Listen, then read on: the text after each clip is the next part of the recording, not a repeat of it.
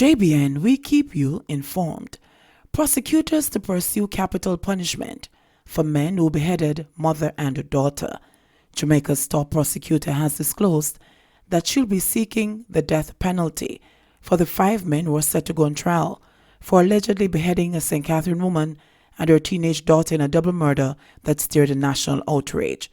The disclosure came after Paula Llewellyn, Director of Public Prosecutions, revealed that one of the accused killers, Kemar Riley, divulged certain things to a cellmate in what was tantamount to a jailhouse confession.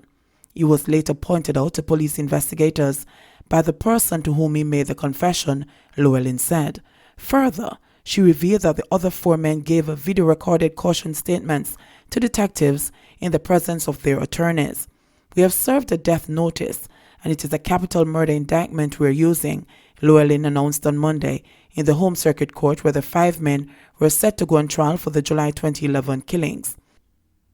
Riley and his co-accused, Sanjay Dukoli, Adrian Campbell, Russian Goldson, and Fabian Smith, have been charged with 2 counts of murder for allegedly decapitating Charmaine Rattray, 40, and her 19-year-old daughter Joyette Lynch, a past student of the Queen's School, at their home in Larriston, St. Catherine. Llewellyn, in outlining the allegations, said that on the night of July 20, 2011, the 5 accused were among a group of 8 men armed with guns, machetes, and knives who invaded the house where Rattray and Lynch lived. They were stabbed, chopped up, shot, and then beheaded. Their bodies were found in the house, and their heads were found in different locations, she disclosed.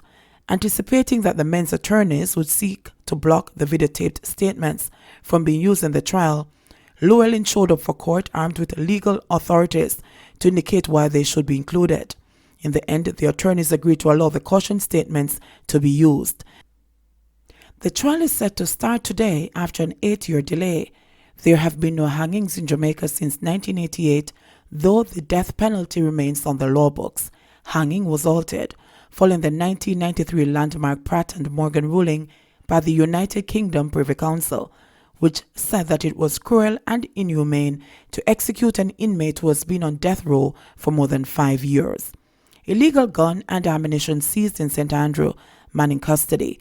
1 man was arrested on reasonable suspicion of illegal possession of gun and ammunition following the seizure of a Taurus 9mm pistol on Old Hope Road in St. Andrew on Monday.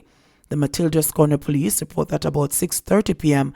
a team was on patrol in the area when a man was seen acting in a manner that arose their suspicion. He was accosted and searched and the gun removed from his waistband. His identity has been withheld pending further investigations. Man being sought for shooting death of another in Highgate, St. Mary. The Highgate police in St. Mary are continuing their search for a man who shot and killed another man in Tremosworth in the parish on Sunday night. The deceased has been identified as 37-year-old Jason McLean of Tremosworth in Highgate. Reports are that about 7:30 p.m., McLean was sitting on a wall in the community when he was approached by a man which is alleged that he had a dispute with some time ago. The man reportedly pulled a gun and opened fire, hitting McLean several times. The attacker then fled the scene.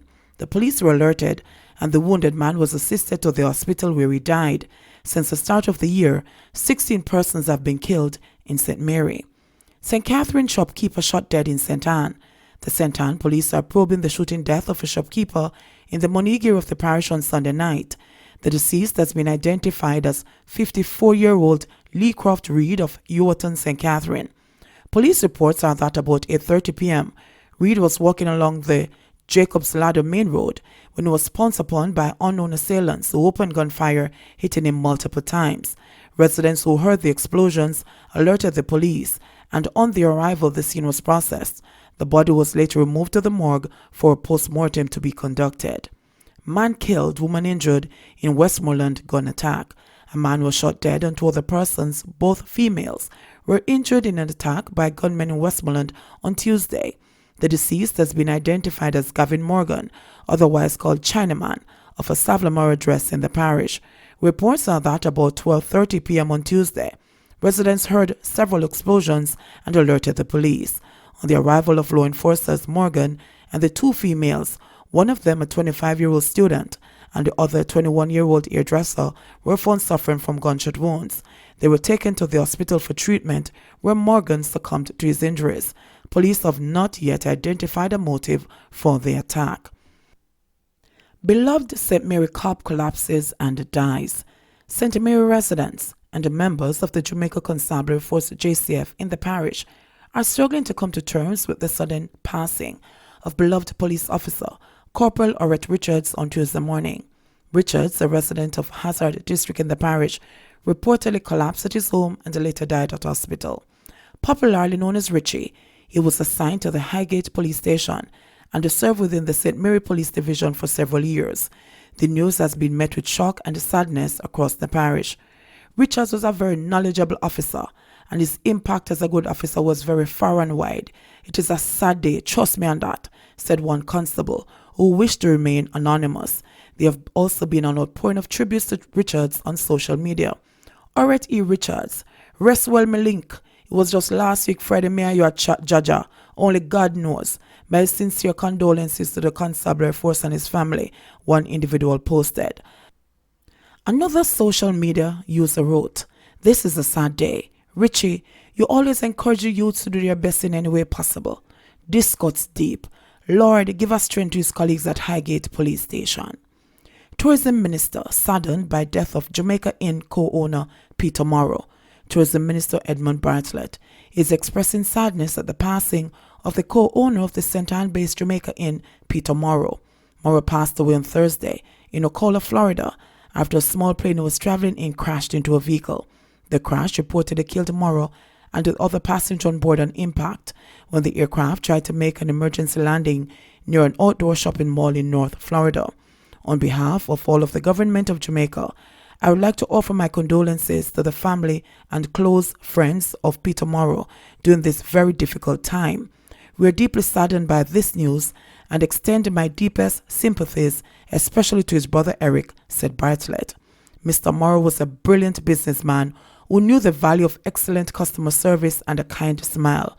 His passion for tourism is truly unmatched, and our local industry will not be the same without him. May his soul be at peace with our Heavenly Father, he continued.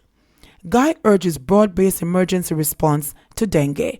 People's National Party PNP spokesman on health, Dr. Morais Guy, is calling on the government to enact a broad-based emergency response to the dengue outbreak currently affecting the nation. In a statement earlier today, Guy urged the government to call on retired health workers to assist at health centers and step up awareness programs as the health ministry is being overwhelmed by the high number of dengue cases. He also appealed to all Jamaicans who are able to donate blood to do so in light of the current dengue epidemic and the increased demand on the blood bank and transfusion service for blood. This, the opposition spokesman said, is due to concerns experienced by the acting director of the National Blood Transfusion Service, NBTS, and by the blood donor organizers at the NBTS about the shortage of blood at the service due to the outbreak. According to Guy, the combination of the blood bank having half of its usual donation, along with the increased demand due to the complications of the dengue epidemic, where more blood and blood products such as platelets are needed, plus the usual demands on the service, there is even more need to have our citizens acting on this cause. The PNP urged the Ministry of Health and Wellness to sensitize the nation on the emergency and facilitate the expanded opening hours of the various blood donor centers to accommodate potential donors. With clear evidence that the number of dengue cases are increasing, coupled with the overcrowding of the health facilities and the overwhelming of the health workers, the MOHW must seek to engage retired nurses and the public health workers to assist in this national crisis, as well as expanding the staggered opening of health centers across the island to accommodate the patients, Guy said in the release. He urged citizens to take personal responsibility for their surrounding and to take a special interest in ridding their environment of mosquito breeding sites and to protect themselves from mosquito bites. In this national emergency, we need the collective responsibility of all our citizens to prevent the increased deaths as a result of this dengue outbreak, he said. JBN, we keep you informed. Please remember to like, subscribe, share, leave us a comment and click the notification bell to receive our daily news items.